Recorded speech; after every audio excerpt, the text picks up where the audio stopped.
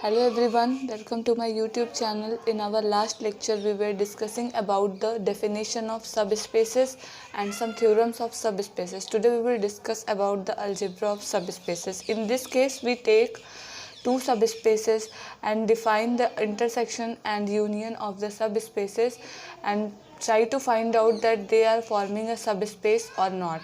In case of group theory, we have done it that the intersection of two subgroups is again a subgroup, but union of two subgroup need not be a subgroup.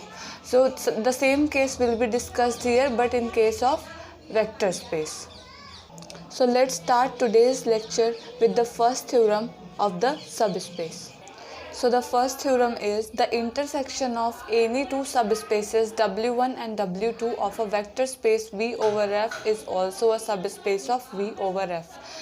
That is, if we have a vector space V over F and its two subspaces W1 and W2, then their intersection, that is the intersection of W1 and W2, will again form a subspace for the vector space V over F. Now we will see the proof of this theorem. This theorem will be proved in same way as we prove the subspace. So let's start the proof of theorem. In order to prove this theorem, first we check that zero vector belongs to W1 intersection W2 or not, as we do in case of checking subspaces. Since W1 and W2 both are subspaces, therefore zero vector must belongs to these two subspaces. So 0 cap belongs to W1 and 0 cap belongs to W2. You can also give the reason since W1 and W2 are subspaces. If 0 cap is belonging to W1 and 0 cap is belonging to W2, then 0 cap must belongs to the intersection of these two subgroups, that is, subspaces. So these two subspaces, so 0 cap must belongs to W1 intersection W2. So we got the first property that 0 vector is belonging to this subspaces. Now we will check the vector addition. As I told you that we can check both the vector addition and scalar multiplication just in one time by checking that A alpha plus B beta belongs to W1 intersection W2 for AB belongs to F and alpha beta belongs to V. So I will use this method. Let alpha belongs to W1 and A belongs to F. Since W1 is a subspace, therefore scalar multiplication must hold in W1. So A alpha belongs to W1. Now beta, if we take beta belongs to W2 and B belongs to F, then since W2 is also a subspace, this implies B beta must belongs to W2. Now first we will do this for W1, so let's take it as W1 because there are two vectors that are belonging in W1 and corresponding to that vectors we are getting two scalars in F and this must belongs to W1. So first we will do this for the first subspace W1. Now if I take the same vector alpha, this must belongs to W2 and A belongs to F. This implies A alpha belongs to W2. And similarly we will do for beta, that is beta belongs to W2, B belongs to F. This implies B beta belongs to W2.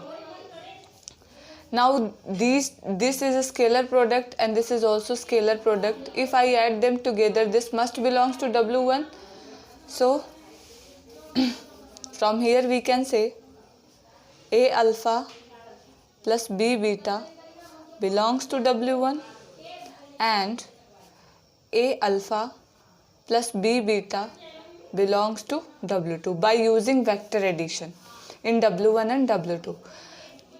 If A alpha plus B beta belongs to W1, A alpha plus B beta belongs to W2, then A alpha plus B beta must belongs to the intersection of W1 and W2. So I can write A alpha plus B beta belongs to W1 intersection W2.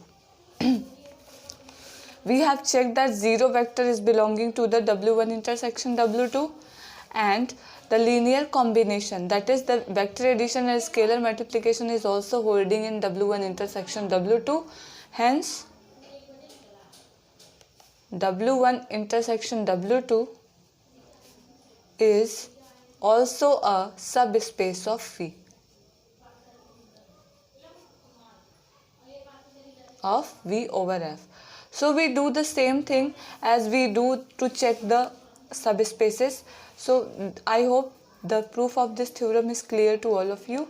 Now we will discuss some more theorems related to algebra of subspaces.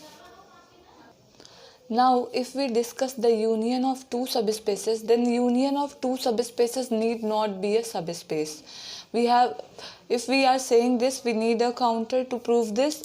So let V is equals to R cube. And I am defining two subspaces of V. The first one is W1 and that is 0, 0, 3. Because all the elements of R cube must be in the form of triads. So I am taking it as 0, 0, 3. That is, it is of form 0, 0, Z such that Z belongs to the set of real number. I am defining this vector space over the real field. So this W1 is coming from this set. So if I take Z as 3, so W1 is equals to, I am defining 0, 0, 3. Now if I take W2 I am defining of the form 0, y, 0 such that y belongs to R.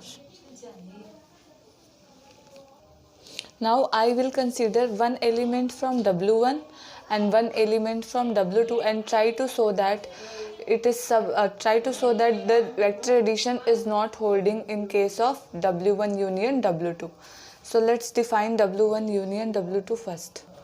So in W1 union W2, this type of element and this type of element both will come. Now let's take one element from W1 and one element from W2. So let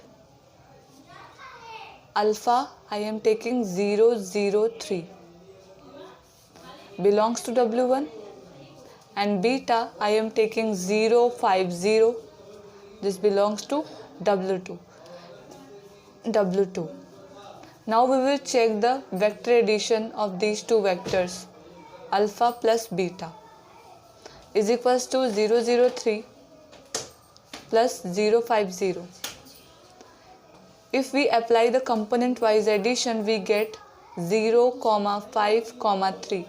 It doesn't belongs to W1 union W2 because in case of W1 union W2, we get all those vectors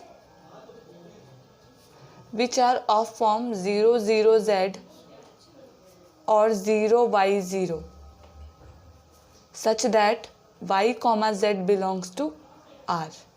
But they will not be of form 0, y, Z types. So this doesn't belongs to W1 union W2. So we can say vector addition is not holding in W1 union W2. Hence, W1 union W2 need not be a subspace. Sometimes it may be, but not every time. Of V over F. So we have seen that the intersection of two subspaces always form a subspaces. However, the union of two subspaces need not be a subspaces, and we have seen a counter also.